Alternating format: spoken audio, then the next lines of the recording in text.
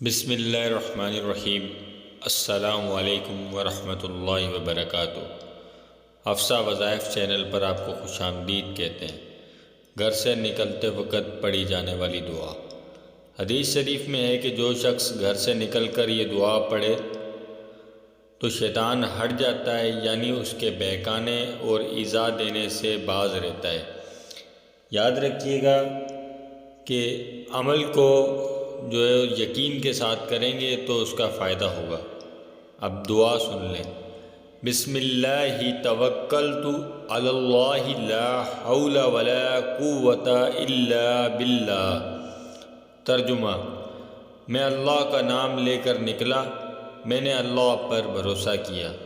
गुनाहों से बचने और इबादत करने की ताकत अल्लाह ही की तरफ से है।